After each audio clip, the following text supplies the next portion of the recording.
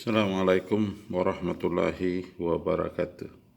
Bersyukur kepada Allah dengan mengucapkan Alhamdulillahirrabbilalamin.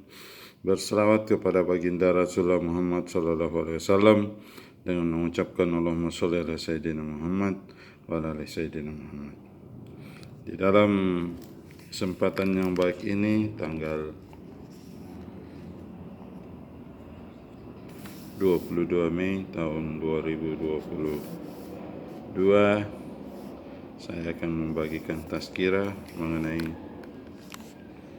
Ibnu Qayyim al-Jauziyah di dalam kitab Ruh pada bagian yang ketiga. Ma'asyiral muslimin yang berbahagia di mana saja berada, pertanyaannya adalah, apakah roh orang yang hidup bisa bertemu dengan roh orang yang sudah meninggal? Disebutkan dalam Az-Zumar ayat 42, ma'asyiral muslimin, Allah memegang jiwa orang matinya dan memegang jiwa orang yang belum mati di waktu tidurnya. Maka dia tahan jiwa orang yang telah dia tetapkan kematiannya, dan dia melepaskan jiwa yang lain sampai waktu yang ditentukan. Sesungguhnya pada yang demikian itu terdapat tanda-tanda kekuasaan Allah bagi kaum yang berpikir. Liqaumi yatafakkarun. Abu Abdullah bin Mandah menyebutkan dari Ibnu Abbas, dia berkata, berkaitan dengan ayat ini aku mendengar bahwa roh orang-orang yang hidup dan yang sudah meninggal dapat saling bertemu kala tidur. Lalu mereka saling bertanya. Kemudian Allah menahan roh orang yang sudah meninggal dan mengembalikan roh orang-orang yang masih hidup ke jasadnya. Ibnu Abi Hatim menyebutkan di dalam tafsirnya dari As-Sa'di tentang firman Allah, orang yang belum mati di waktu tidurnya, bahwa Allah memegang roh di dalam tidurnya itu. Lalu roh yang hidup itu bertemu dengan roh orang yang sudah meninggal. Lalu mereka saling mengingat dan saling mengenal. Kemudian roh orang yang hidup kembali ke jasadnya di dunia hingga sampai ajalnya. Dan roh orang yang sudah meninggal ingin kembali ke jasadnya, tetapi ia ditahan.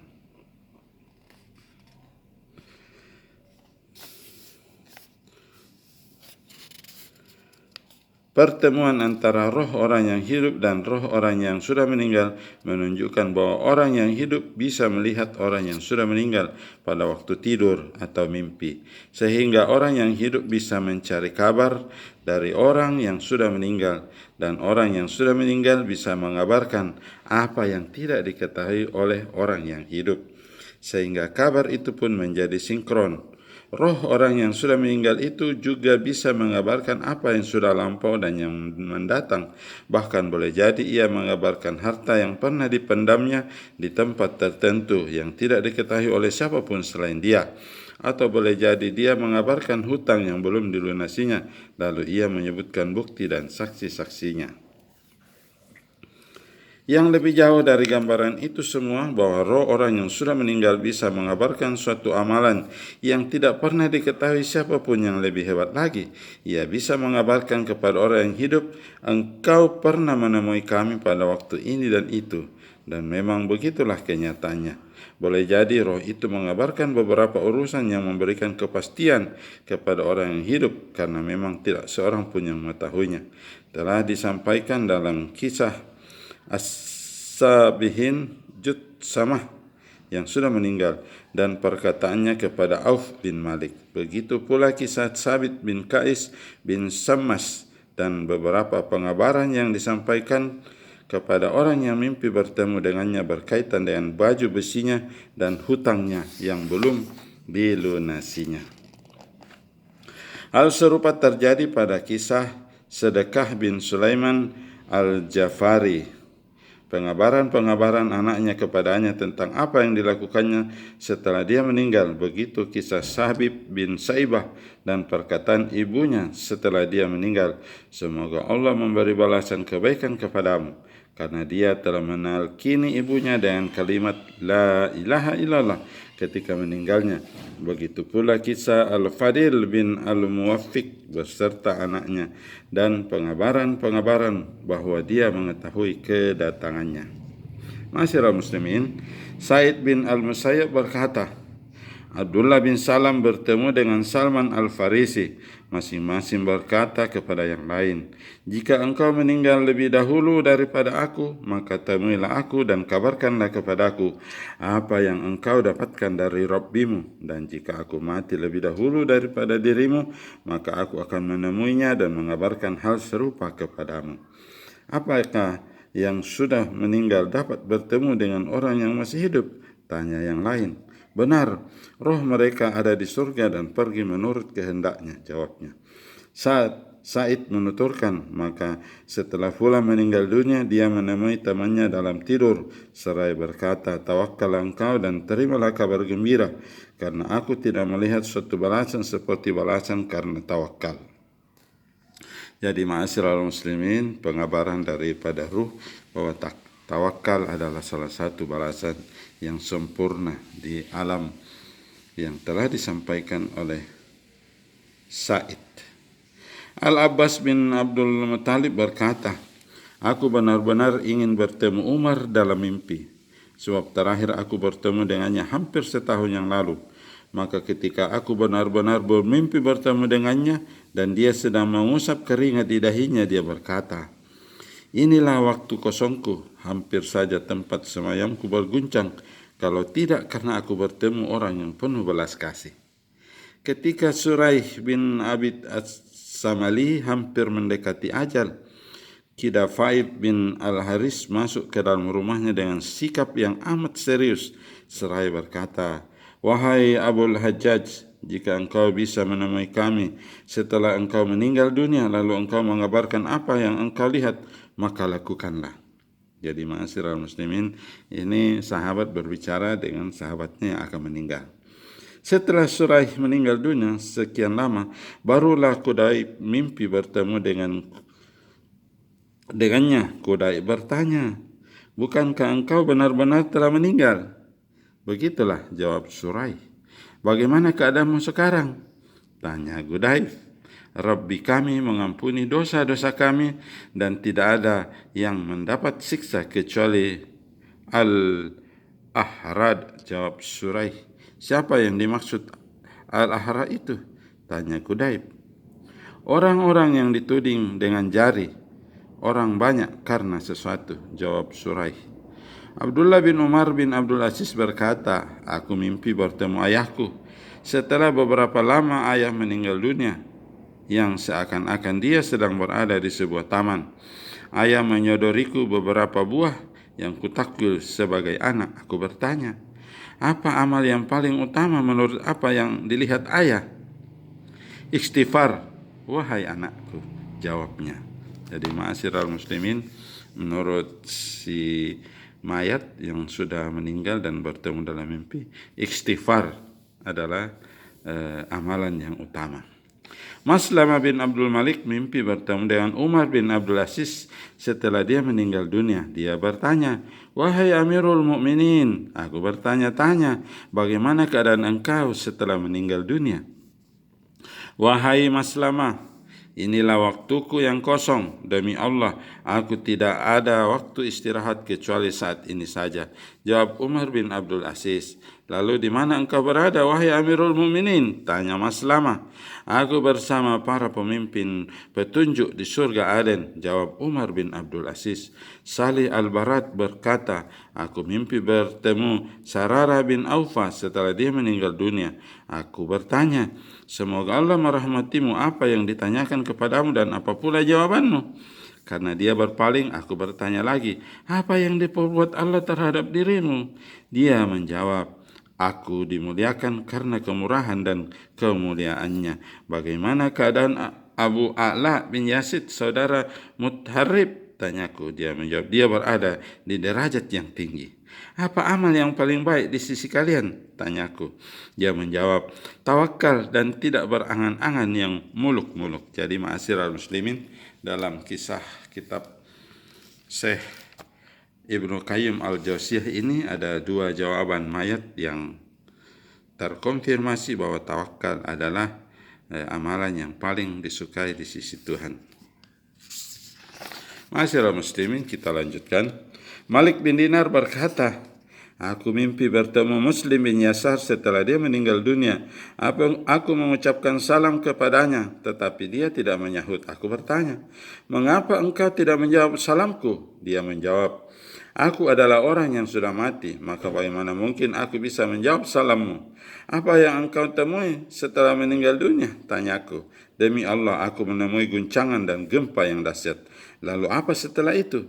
Dia menjawab, mimpi yang kamu alami ini terjadi karena Allah yang Maha Pemurah. Dia menerima kebaikan-kebaikan dari kami dan mengampuni kesalahan-kesalahan kami serta menjamin bagi kami kesudahannya. Setelah itu Malik jatuh dan pingsan dan beberapa hari kemudian dia jatuh sakit dan disusul dengan kematiannya. Masyarakat muslimin. Suhail, saudara Hasim, berkata, aku mimpi bertemu Malik bin Dinar. Setelah dia meninggal dunia, aku berkata kepadanya, wahai Abu Yahya, aku selalu berpikir, apa yang engkau bawa menghadap Allah Tabaraka wa Ta'ala?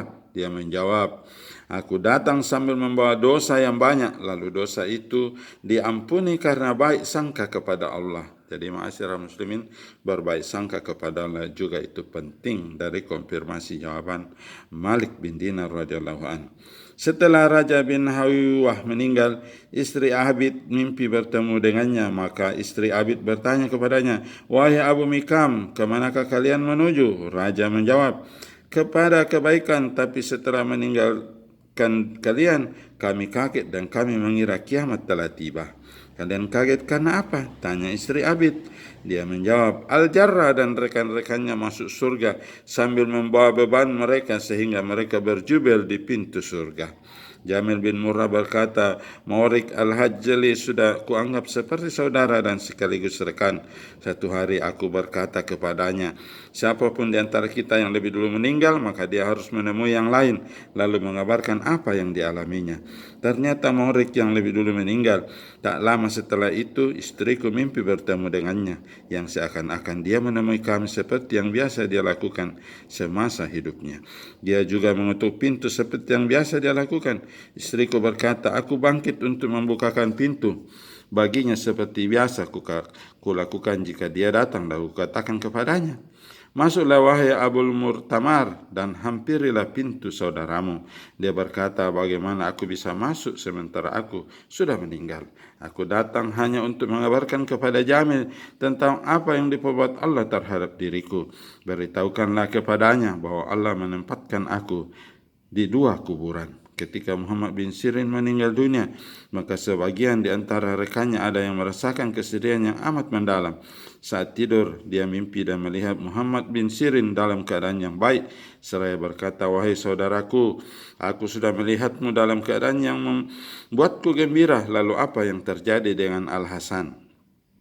Muhammad bin Sirin menjawab, dia diangkat 70 derajat di atasku. Mengapa begitu? Padahal kami melihat engkau lebih utama dari dirinya. Dia menjawab, karena kesedihannya yang terus menerus. Ibnu Uyainah berkata, aku mimpi bertemu Sufyan Ats-Tsauri di dalam tidur. Aku berkata, berilah aku nasihat. Dia berkata, buatlah dirimu tidak dikenal manusia. Buatlah dirimu tidak dikenal manusia. Ammar bin Sa'il berkata, aku mimpi bertemu Al-Hasan bin Salih di dalam tidur. Lalu kutanyakan kepadanya, sejak lama aku berharap dapat bertemu denganmu, maka apa yang terjadi dengan dirimu sehingga engkau dapat mengabarkan kepada kami? Dia menjawab, terimalah kabar gembira, karena aku tidak melihat sedikit pun balasan yang lebih baik dan terbaik daripada berbaik sangka terhadap Allah Ta'ala. Ma'asyiral muslimin, setelah Rabi'ah Al-Adawiyah meninggal, seorang rekannya mimpi bertemu dengannya dan dilihatnya dia sedang mengenakan pakaian sutra halus dan sutra tebal. Sementara ketika matinya dia dikafani dengan kain jubah dan kain kerudung dari wol. Rekannya bertanya, apa yang terjadi dengan kain jubah dan kain kerudung dari wol yang dulu digunakan sebagai kafanmu? Jadi Rabi'ah itu dikafani dengan kain wol. Rabi'ah menjawab, demi Allah dia melepasnya dari badanku, lalu menggantinya dengan kain sutra yang engkau lihat ini. Kain kafanku itu disingkirkan dan diikat lalu dibawa ke Iliyin agar menjadi sempurna bagiku pada hari kiamat nanti. Rekannya bertanya, untuk itukah engkau berbuat selama ini di dunia? Rabi'ah menjawab, ya, yang demikian itu karena aku melihat kemuliaan Allah yang diberikan kepada wali-walinya. Apa yang terjadi dengan Abdah bin Kilab? Rabi'ah menjawab, tidak, sama sekali tidak. Demi Allah, dia mengalahkan kami karena mendapatkan derajat yang tinggi. Jadi ma'asyiral muslimin, di dalam hidup dikenal Rabi'ah mempunyai derajat yang tinggi. Dalam kesaksian dalam kitab ini, Rabi'ah menjawab bahwa Abdah bin Kilab mempunyai derajat yang lebih tinggi. Lalu ditanyakan kepada Rabi'ah dalam mimpi, mengapa begitu? Padahal menurut pandangan manusia engkau lebih banyak beribadah daripada dia. Rabi'ah menjawab, karena dia tidak peduli seperti apa keadaannya di dunia ketika memasuki pagi atau sore hari. Apa yang terjadi dengan Abu Malik yang dimaksudkan adalah Daigam. Rabi'ah menjawab, dia dikunjungi Allah kapanpun yang dia kehendakinya. Apa yang terjadi dengan Bishr bin Mansur? Rabi'ah menjawab, bagus, benar-benar bagus. Demi Allah, dia memberinya balasan lebih baik dari apa yang diharapkannya. Suruhlah aku untuk mengerjakan sesuatu yang dapat mendekatkan aku kepada Allah. Rabi'ah berkata, hendaklah engkau banyak berzikir kepada Allah, karena yang demikian itu akan lebih cepat mendatangkan kegembiraan di dalam kuburmu. Ma'asyiral muslimin, nasihat Rabi'ah setelah meninggal adalah banyak berzikir. Setelah Abdul Aziz bin Sulaiman, seorang ahli ibadah, meninggal dunia, di antara rekannya mimpi bertemu dengannya mengenakan pakaian warna hijau dan di atas kepalanya ada mahkota dari mutiara. Temannya bertanya, bagaimana keadaanmu setelah meninggalkan kami? Apa yang engkau rasakan setelah meninggal? Bagaimana urusan yang engkau lihat di sana? Maka dia menjawab, tentang kematian janganlah engkau tanyakan kekerasan, kesusahan, dan kesedihannya. Hanya saja rahmat Allah melingkupi kami dari segala aib, dan kami tidak mendapatkan kecuali karena karunia-Nya.